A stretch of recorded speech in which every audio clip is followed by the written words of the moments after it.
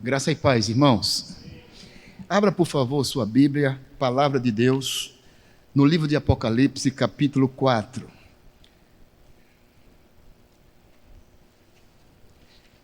Provavelmente você tem ouvido poucas mensagens no livro de Apocalipse, mas nós queremos explorar um pouco a partir desse mês de julho que entra.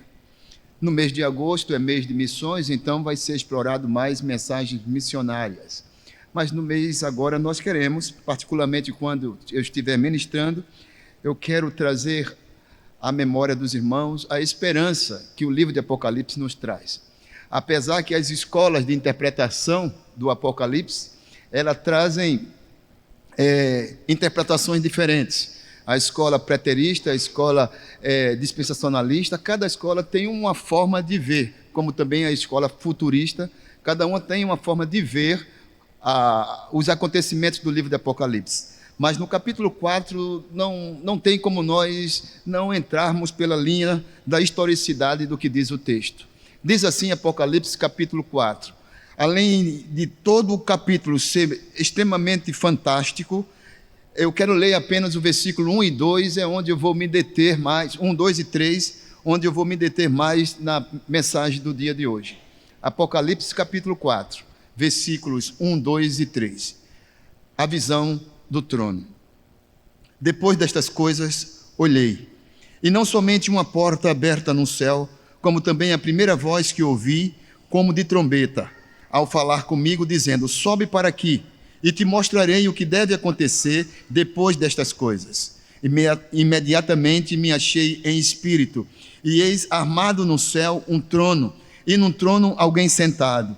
E esse que se achava sentado é semelhante num aspecto à pedra de jaspe e de sardônio, e ao redor do trono há um arco-íris semelhante no aspecto de esmeralda. Palavra do Senhor. Amém? Irmãos, há um cantor evangélico chamado Marcos Telles.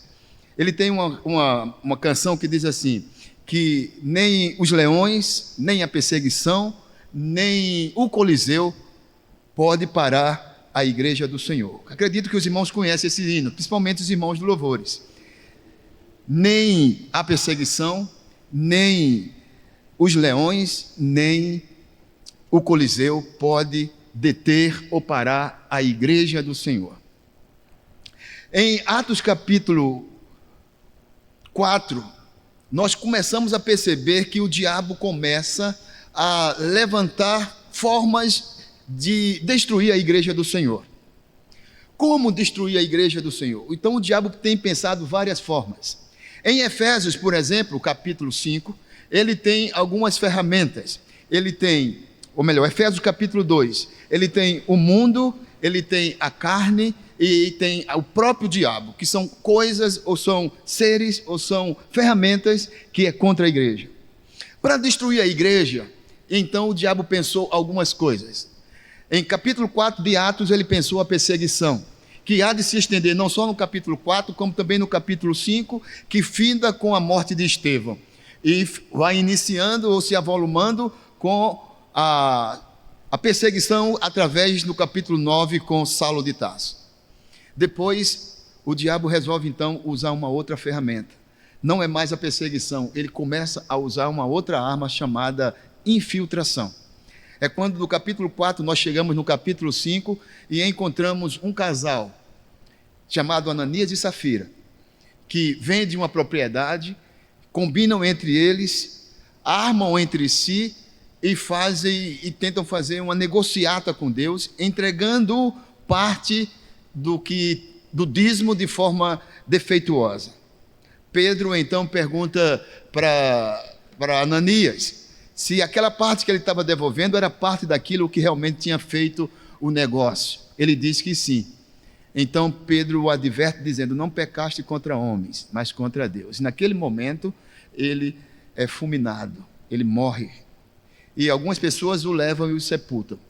Depois de algum momento chega a sua esposa e o fato semelhante acontece. Então observe, o diabo tentou destruir a igreja com uma coisa chamada perseguição, capítulo 4, capítulo 7, capítulo 9, e assim nós encontramos também no capítulo no decorrer de todas as Escrituras. Depois da perseguição, depois da infiltração, ele usa uma outra arma, distração, capítulo 6 de Atos. Qual é a distração? Os discípulos, então, resolvem, ele percebe e é chegado até os apóstolos que as mulheres dos helenistas, ou seja, as mulheres dos gregos e gentios que tinham se convertido, estavam reclamando que não estavam recebendo a Santa Ceia. E queriam que eles, os apóstolos, saíssem para distribuir a Santa Ceia, entregar a Santa Ceia. Aí ele disse o seguinte: nós resolvemos que nós não vamos sair para distribuir a Santa Ceia. Quem vai fazer isso são os diáconos. Ou seja, não que o serviço da Santa Ceia fosse um serviço menos ou maior do que qualquer outro, fosse um ministério inferior ou superior ao outro. Mas eles disseram o seguinte: nós vamos nos preocupar com a pregação da palavra. Quem vai entregar a Santa Ceia, quem vai ministrar, quem vai visitar são outros. Nós vamos nos preocupar com a ministração da palavra. Atos capítulo 6. Depois você pode ver essas 3 verdades. Atos capítulo 1, perseguição. Atos capítulo 5, infiltração. Atos capítulo 6, distração. O que o diabo tem feito para destruir a igreja? Então vamos no ano 54 da Era Comum. No ano 54, Nero é o imperador de Roma. Nero, então, estava perdendo a sua fama, estava perdendo o seu ibope. Então, Nero resolve fazer uma coisa para recuperar essa sua performance. Todo o sinédrio, todo o concílio estava não gostando da administração de Nero. Então, Nero, para voltar a ter uma performance melhor, ele, então, no momento enlouquecedor, ele coloca fogo em Roma. E ele, então, culpa os cristãos por isso. Então, a perseguição, foi assim de forma estarrecedora.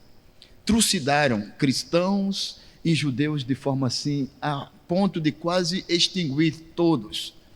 Como se fosse pouco, então, no ano 66, há uma guerra entre os judeus e o Império Romano. Os judeus são quase todos eliminados. Ainda abre-se um leque de esperança, mas há um cenário que pensa: a igreja está destruída, a igreja está acabada. Os cristãos, e assim como os judeus, foram queimados vivos. Muitos foram crucificados, trucidados. A destruição da igreja era quase que iminente.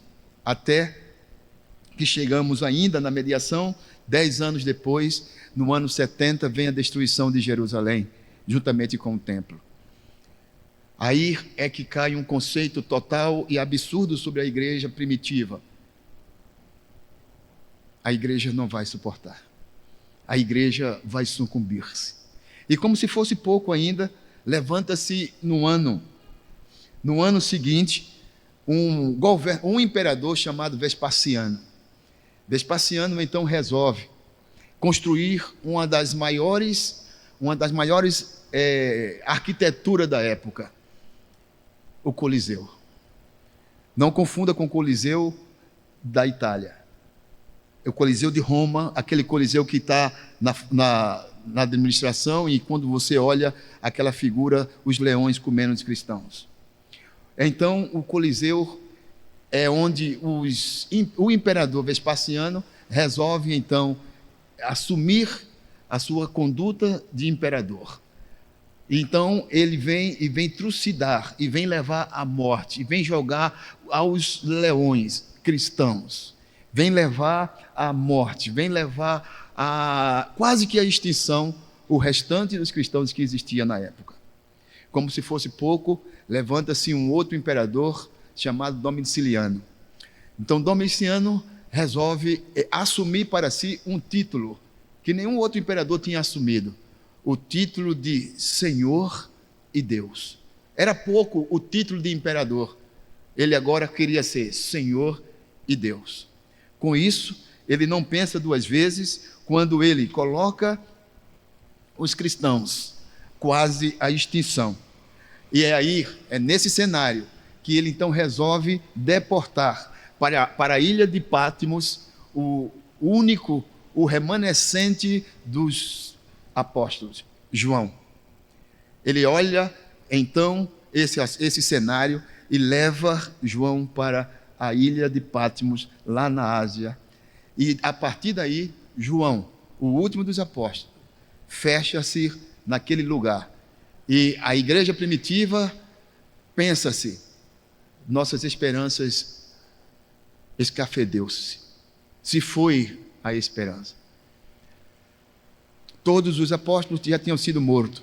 O único que restava era João, cansado, velho e agora exilado na ilha de Patmos. A igreja está quase extinta. E então é onde entra o texto em que eu quero apresentar para vocês hoje. Sobe para aqui. É a mensagem que eu quero deixar para vocês nessa noite, baseado no texto de Apocalipse, capítulo 4, versículo 1. Observe o que diz o texto. Depois destas coisas, olhei, e não somente uma porta aberta no céu, como também a primeira voz que ouvi, como de trombeta, a falar comigo, dizendo: sobe para aqui, e te mostrarei o que deve acontecer depois destas coisas. Ou seja, a igreja e o próprio João, que antes estava totalmente fora de si, pensando que o seu tempo realmente tinha chegado, ele é levado em espírito para um êxtase, algo sobrenatural. Eu quero levá-los, irmãos, nesse momento, a um momento de alegria. Eu quero conduzi-los nesta noite a um momento de ênfase espiritual, porque João passa a dizer o seguinte: depois destas coisas, é o que ele cita anteriormente, que são as cartas, depois que ele tem a primeira visão, em Apocalipse capítulo 1, e do versículo 9 até o versículo 22. Ele tem uma grande visão. Nesta visão, ele vê o Senhor sentado. Então, essa de de Apocalipse capítulo 4 é a segunda visão. A primeira visão é a visão do Jesus glorificado. A segunda visão do capítulo 4 é a visão daquele que está sentado no alto e sublime trono. É das coisas que vão acontecer. Observe o que diz Apocalipse capítulo 1, versículo 9 e 10. Observe. Ele diz assim: eu, João, irmão vosso, e companheiro na tribulação e no reino e na perseverança, em Jesus achei-me na ilha chamada Patmos, por causa da palavra de Deus e do testemunho de Jesus. Achei-me em espírito no dia do Senhor, e ouvi por detrás de mim uma grande voz, como de trombeta, dizendo: o que vês, escreve em livro e manda às 7 igrejas da Ásia. Então, ele aqui no capítulo 4 já começa dizendo o seguinte: depois destas coisas, ou seja, depois que ele foi arrebatado, levado em espírito, depois que ele tem esta êxtase espiritual de ter todas as visões a respeito de Jesus, e depois que ele vê o próprio Jesus, antes ele diz que ouviu a voz, depois ele diz que viu. Isso é tremendo. Ele não só ouve a voz, diferente de Saulo de Tarso quando estava no caminho de Damasco. Ele diz que ouviu uma voz e uma grande luz. Observe o que João diz no capítulo 1, irmãos. Ele diz assim: achei-me em espírito, versículo 10, achei-me em espírito no dia do Senhor, e ouvi por detrás de mim uma grande voz. Ele diz que ouviu a voz como de trombeta. Isso me faz recordar o nosso irmão André tocando, não sei se o irmão André tocou, que instrumento foi aqui? Trombeta? Foi trompete. Olha que coisa linda. E a voz que se ouve lá no trono de Deus é uma voz como de trombeta. Imagine como é esta voz. Superior, irmão, se você já foi no estádio de futebol, ouviu a voz da torcida do Flamengo, que é a maior torcida do Brasil, se você já ouviu a voz da torcida do Palmeiras, se você já ouviu a voz de qualquer outra coisa, não há de se comparar com a voz de Deus, como essa, a voz de trombeta. É uma coisa fora do comum, é algo sobrenatural. E observe que ele diz assim, dizendo: o que vês, escreve no livro, manda às 7 igrejas. E ele diz assim no versículo 12: voltei-me para ver quem falava comigo, e voltado vi 7 candeeiros. 7 candeeiros significa as 7 igrejas da Ásia, E ele diz assim: candeeiro de ouro, e no meio dos candeeiros, um semelhante ao Filho do Homem. Ele vê Jesus glorificado no alto e sublime trono. Não é o mesmo que foi visto por Isaías, lá em Isaías capítulo 6, que foi lido pelo nosso irmão, quando diz assim: no ano da morte do rei Uzias, eu vi o Senhor sentado sobre o alto e sublime trono. Ali ele vê Deus, o Pai.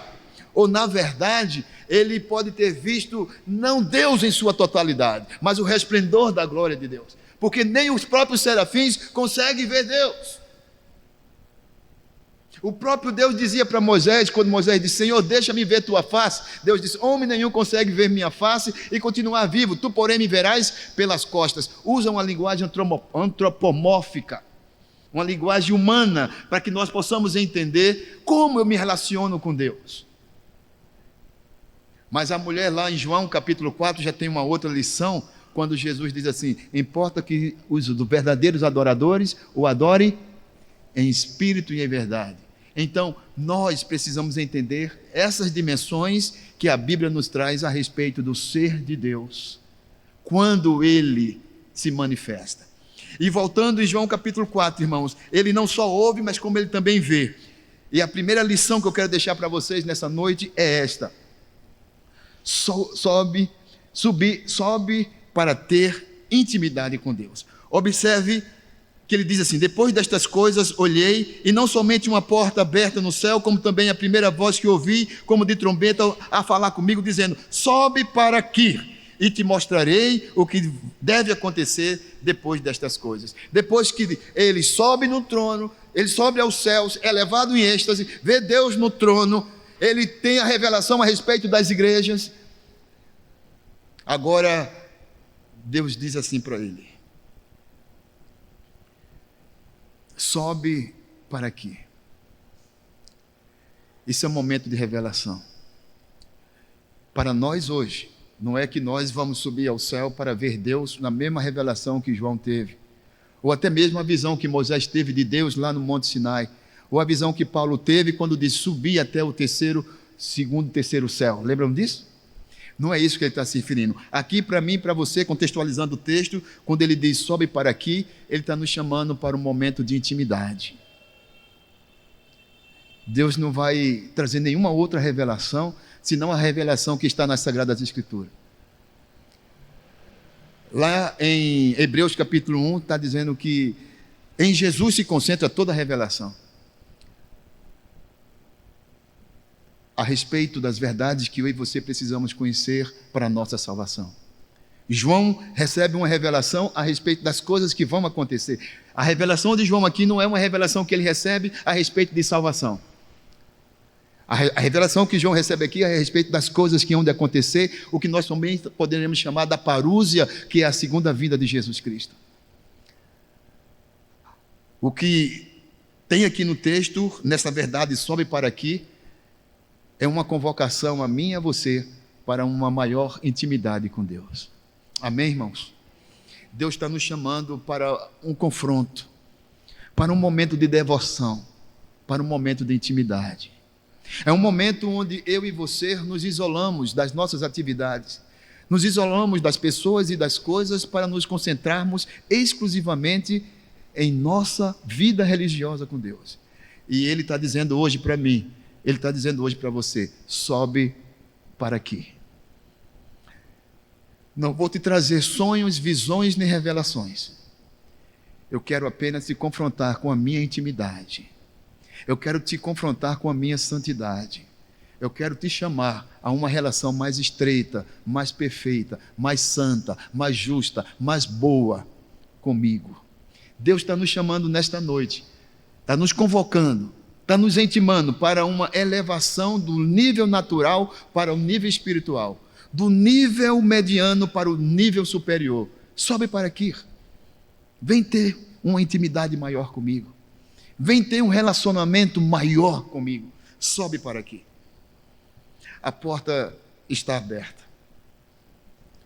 e eu e você precisamos, às vezes eu e você necessitamos de conhecer mais a Deus. E é interessante que o texto diz assim: e te mostrarei. Para João, as coisas que vão acontecer, e para nós, ele vai nos mostrar qual o valor de termos uma intimidade maior com Deus. Uma intimidade maior com Deus nos faz reportar até Atos capítulo 3.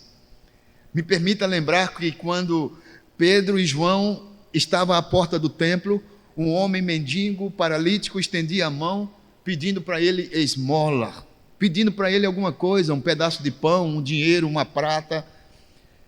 E ele disse: não temos prata nem ouro, mas o que temos te damos. Em nome de Jesus Cristo Nazareno, levanta-te e anda. Deus quer nos chamar para um momento de intimidade para termos mais autoridade. Deus quer nos chamar, está nos chamando para um momento de convocação espiritual, para nós andarmos nos seus passos, para termos mais intimidade. Ele nos convoca nesta noite, Ele está dizendo: sobe para aqui. E num êxtase espiritual que o próprio João tem, Deus então faz uma das maiores revelações para ele a respeito do seu ser. A exemplo do profeta Isaías, lá no capítulo 6, é uma coisa fantástica. Observe que lá no capítulo 6, quando ele diz: no ano da morte do rei Uzias, eu vi o Senhor sentado sobre um alto e sublime trono. Observe, quando eu vi o Senhor sentado sobre um alto e sublime trono, você pode acompanhar que no versículo 5, que foi o versículo que foi lido também, diz uma coisa muito interessante.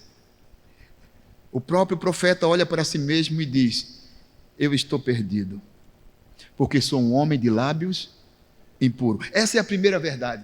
Se eu tenho intimidade com Deus, se eu subo, como diz o texto aqui, sobe para aqui, se eu subo à presença de Deus, se eu estou na presença de Deus, antes de ver qualquer outra coisa, eu vejo o meu pecado, eu vejo a minha precariedade, eu vejo a minha carnalidade, eu vejo o meu erro, eu vejo a minha falta, eu vejo o quanto eu sou pecador.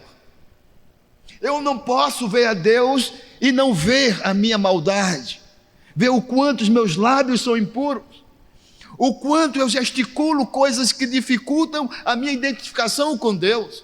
Quando eu olho para Deus e vejo a Deus, eu vejo a minha impureza, eu vejo a minha malícia, eu vejo as minhas más intenções, os meus maus pensamentos. Quando eu ando com Deus, quando eu vejo a Deus, quando eu subo para um patamar mais elevado de intimidade com Deus, é o que acontece com o profeta Isaías. Ele diz: eu sou um homem de lábios impuros. Mas não é só isso.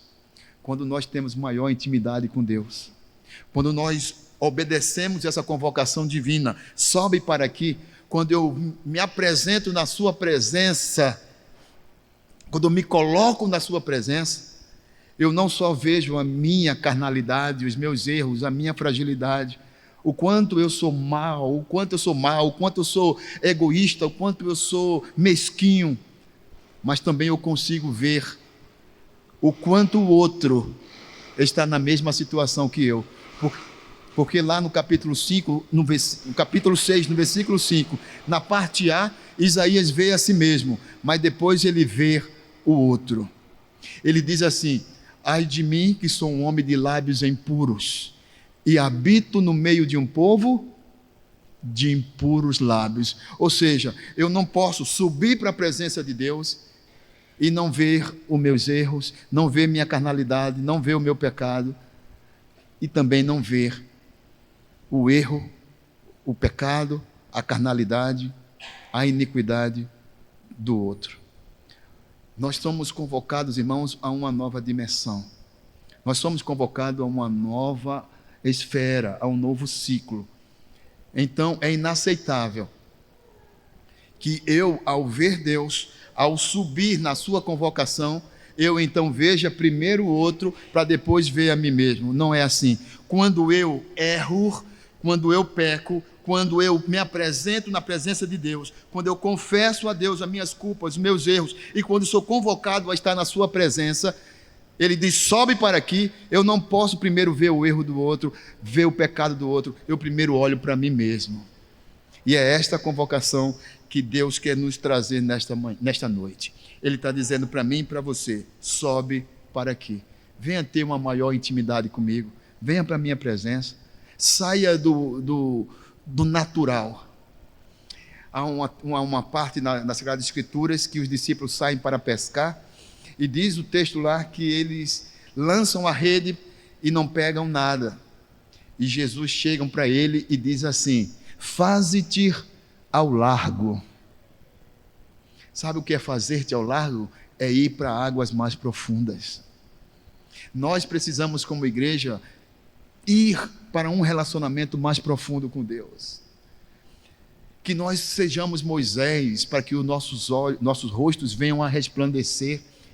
Que as pessoas, ao estar próximo a nós, elas sintam a presença de Deus. Que nós sejamos sensíveis à presença de Deus, a ponto de glorificá-lo, por Ele ter tomado a iniciativa de nos ter chamado das trevas para a sua maravilhosa luz. Tomar essa iniciativa de nos escolher antes da fundação do mundo. A palavra da vez hoje é esta: sobe para aqui. Sobe para ter uma intimidade maior comigo. Seja adolescente, seja jovem, seja adulto, seja terceira idade, seja homem, seja mulher, somos convocados a estar à presença de Deus. Mas há uma outra verdade. Ainda no versículo 2, no versículo 1, diz assim: depois destas coisas olhei, e eis não somente uma porta aberta no céu, como também uma voz que ouvi como de trombeta a falar comigo, dizendo: sobe para aqui. A segunda verdade que eu quero deixar para vocês é esta porta. Nós vamos encontrar em João capítulo 10, versículo 7, Jesus falando que Ele é a porta. Depois no versículo 9 ele diz que aquele que não entra por mim que sou a porta é ladrão ou salteador. Depois nós estamos no Apocalipse e diz: eis que estou à porta e bato. Mas agora nós temos uma porta de salvação, temos uma porta de comunhão e temos a porta da revelação e a porta da intimidade. Ele está dizendo assim: uma porta aberta. Ou seja, eu e você agora temos a grande oportunidade, porque o véu do templo foi rasgado. Antes, para eu estar na presença de Deus, era através do sacerdote. O sacerdote recebia a minha oferenda, ou a minha oferta, recebia as palomas, as pombas, recebia as rolinhas, recebia o cordeiro, recebia o cabrito, recebia o boi. E através do sacerdote eu alcançava o perdão e a absolvição dos meus erros e das minhas culpas. Com Jesus crucificado, e ele diz uma palavra tetelestai no dia da sua morte, dizendo: está tudo consumado. E a partir dali o véu do templo se rasga, e eu tenho uma total liberdade agora de me apresentar diante dele, e a porta está aberta. A porta está aberta para eu me apresentar diante do Senhor e dizer: Senhor, eu pequei contra os céus e diante de Ti, não sou digno de ser chamado teu filho, mas trata-me pelo menos como empregado teu. A porta da oportunidade, a porta da confissão, a porta da sinceridade, a porta do aproximar-se com Deus, a porta do andar com Deus, a porta do entender que Jesus disse lá em João: eu sou o caminho, a verdade e a vida. A oportunidade de entrar por esta porta e dizer assim: Senhor, sê propício a mim, pecador. Nós temos a oportunidade de ver essa porta aberta. Esta porta está aberta. Lá em Apocalipse, no capítulo 3, ele está dizendo: eis que estou à porta e bato. Esta é a porta da salvação. Aqui é a porta da revelação. Por isso ele diz assim: uma porta aberta no céu. Mas eu contextualizo para dizer que é uma porta de oportunidades, onde eu e você podemos nos aproximar de Deus. A porta não está fechada. Eu e você podemos nos aproximar de Deus e ter intimidade com Deus. O que nos impede de termos intimidade com Deus? O que nos impede de nos aproximarmos? Chegai-vos a mim e eu chegarei a vós outros. O que nos impede de nós estarmos perto de Deus? Conta-se que o reformador Lutero, ainda como monge agostiniano, ele tinha um grande desejo no seu coração. Era o desejo de conhecer Roma. E todos falavam, porque ele era um monge agostiniano numa cidade rurais da Alemanha. Ele tinha o maior desejo de ir para Roma, não só conhecer o resplendor daquela cidade, como também conhecer a sua santidade, o Papa. Então, ele resolve juntar recursos e ele chega em Roma. E ele marca uma audiência, porque não é qualquer um, você chega e vai falar com o Papa. Ele marca uma audiência, espera um dia, 2 dias, 1 semana, 15 dias. E diz a história que ele tem essa audiência com o Papa. E conta-se que ele chegou para o Papa e disse assim: Sua Santidade, a nossa igreja, se referindo à igreja católica, apostólica como ele era, a nossa igreja é pobre. A nossa igreja não é mais o que era no passado. Aí a Sua Santidade estranhou e chamou ele e o levou assim à janela, abriu a janela e mostrou toda aquela terra, todos aqueles rebanhos, todas aquelas propriedades e disse: Filho, que mundo você está, filho? Toda essa propriedade que teus olhos veem pertence à igreja. A igreja não é pobre, a igreja é rica, a igreja é muito rica. Aí ele disse: É, Sua Santidade, a igreja hoje tem prata e tem ouro, mas ela não pode dizer: levanta-te e anda. Ela tem prata e tem ouro, mas não pode dizer: levanta-te e anda. Ou seja, a igreja perdeu o poder.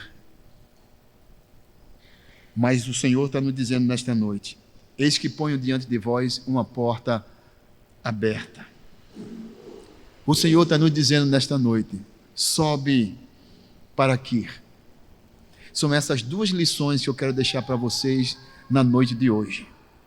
Na próxima vez nós vamos dar continuidade ao capítulo 4, porque todo esse capítulo é quando João vê não só Jesus glorificado, mas as coisas que hão de acontecer. E observe que no versículo 2 ele diz: imediatamente eu me achei em espírito, e eis armado no céu um trono. Quem está sentado no trono, irmãos, não é o diabo. Ainda que você veja uma passeata, você veja um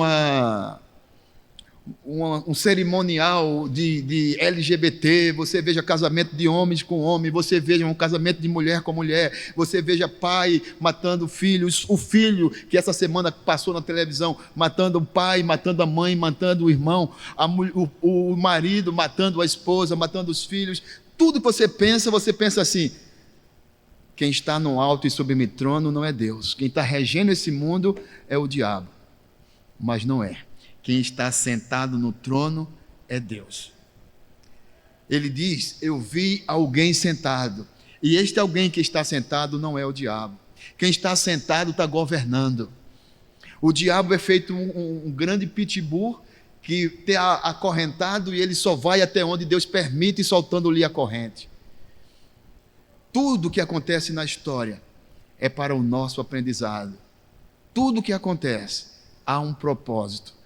Sabiamente escreveu Salomão no capítulo 3: há tempo para todo propósito debaixo do céu. Deus escreve certo, não por linhas tortas. Deus escreve certo por linhas certas. Todas as coisas estão claras e patentes diante de Deus. E ele diz assim, versículo 3: e esse que se acha assentado é semelhante a um aspecto de pedra de jaspe.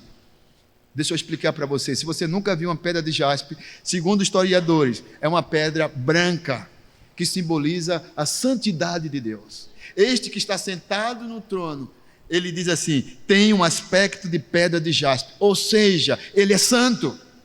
O jaspe é uma pedra branca, límpida, transparente. Mas ele não só vê isso, mas ele diz assim: e de sardônio. Essa pedra sardônio já não é branca, sardônio é vermelho. E o vermelho significa o julgamento, a justiça de Deus. Então este que está sentado no alto e sublime trono, este que é visto por João, que chama-me e chama-te sobe para aqui, para ter uma maior intimidade com ele. Esse que diz aqui: eis que a porta está aberta para que você tenha essa intimidade comigo. Ele é que está sentado no alto e sublime trono, ele é totalmente santo, como diz lá em João, em próprio Isaías capítulo 6, santo, santo, santo. E ele continua dizendo no texto: e em redor do trono há um arco-íris semelhante ao aspecto de esmeralda. Observe, irmãos, jaspe branco, santidade, vermelho, sardônio vermelho, juízo, e esmeralda verde, não só julgamento, não só esperança, mas também misericórdia. Esse que está sentado no alto e sublime trono, ele abre uma porta para que eu e você possamos subir até ele, termos intimidade com ele, porque é ele que está sentado no alto e sublime trono. Amém? Que Deus, irmãos, coloque esta palavra no meu coração, no seu coração, e que nós possamos entender a importância desta verdade. A porta está aberta. Hoje nós possamos abrir o nosso coração, rasgar as nossas vestes, colocar cinza sobre as nossas cabeças e dizer assim: pequei contra os céus e diante de ti. Preciso ter intimidade contigo, Senhor. Me leva ou me eleva-me para um nível maior. Ele diz assim: sobe para aqui, que você possa obedecer a esta convocação. Essa convocação não é só para os pastores, essa convocação não é só para os homens, não é só para as mulheres, essa convocação é para toda a igreja, é para a igreja do Senhor.